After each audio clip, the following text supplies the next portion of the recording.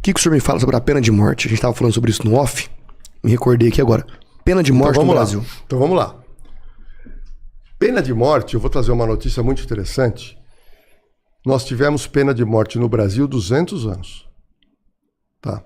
No meu YouTube, na Cena do Crime, eu terminei o roteiro, vou gravar na sexta, deve ir no ar daqui uns 15 dias, o roteiro sobre a pena de morte no Brasil.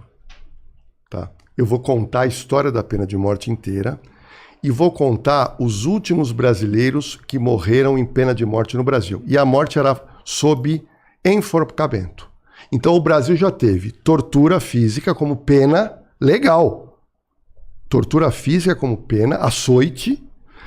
Tivemos 200 anos de pena de morte. Só que eu vou contar as duas últimas penas de morte no Brasil. E aí eu vou mostrar uma coisa que me chama a atenção.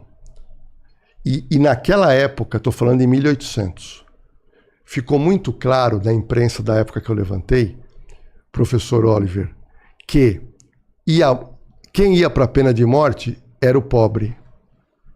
E o rico, ele não ia. E aí eu vou trazendo na Cena do Crime um dos últimos escravos que foram mortos.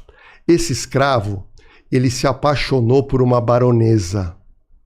E a baronesa se apaixonou por esse escravo.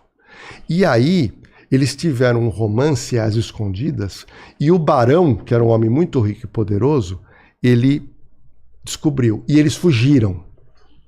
Foi um caso de um amor ali, uma coisa de infidelidade. Bom, a polícia foi atrás e prendeu o casal.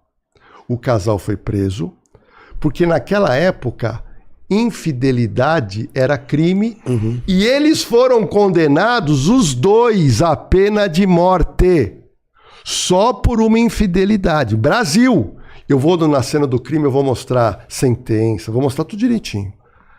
E o que eu vou mostrar, que é para todo mundo ficar de olho, que esse país tem um problema. Professor Oliver, o negro escravo foi morto, enforcado, à praça pública. E os donos de terras chamaram todos os escravos para assistir para que aquilo não se recebesse.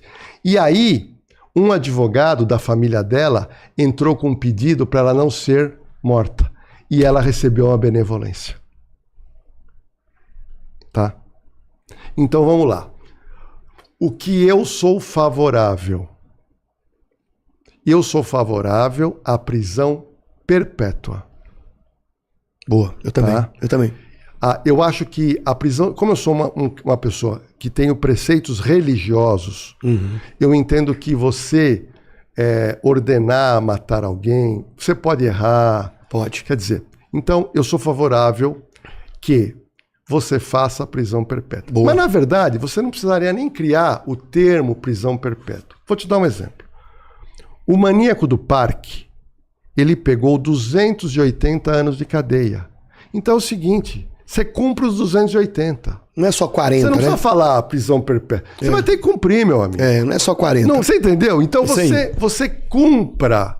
Só a pena. Porque eu digo o seguinte, você que está me assistindo, se você não pagar uma conta de celular, se você não pagar uma conta de água, de luz, o Estado te corta no mês seguinte ou não corta? Corta. Sua esposa pode estar precisando da luz, que tem um filho pequeno, está precisando de água, você trabalhador, você não paga... Hoje em dia no Brasil, uma conta te cortam. E não tem choro nem vela. Agora, o vagabundo comete um crime e você começa a descontar. Se você deve para o banco, ele te cobra juro e te cobra multa. Então tudo, para o cidadão honesto, tudo é uma balança pesada, cara. Você entra num financiamento, você atrasa os juros elevados. Altíssimo. Então, eu não consigo entender por que o criminoso... Você fica diminuindo uma pena. Então, eu tenho a pena como uma dívida. O maníaco do parque pegou 260 anos, meu amigo, coloca numa cela e vai cumprir sua pena. Porque você que deve 10 mil para um agiota ou deve para um banco, ele vai te cobrar os 10 mil, mais juros você vai ter que pagar. Se você não pagar, ele te coloca no SPC. Eles estão te retendo a CNH. Eles estão te impedindo você de viajar. Então, por que que o criminoso, você tem desconto de uma dívida? Porque a pena, ela é uma dívida que você tem. Então, a pessoa, nós deveríamos, é óbvio, distinguir o crime com violência do crime sem violência. Claro, claro, claro.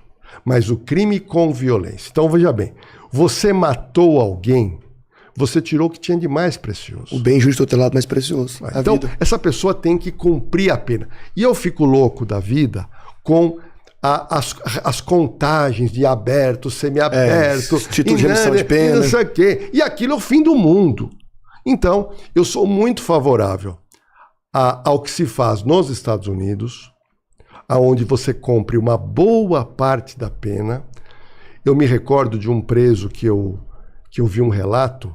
Esse cara ficou preso um tempo nos Estados Unidos e perguntaram para ele quando ele ia sair: você vai voltar a fazer crime? Ele falou: meu amigo, eu fiquei preso aqui, eu tô com os ossos todos fracos, eu não tenho mais nem força para fazer. E é verdade.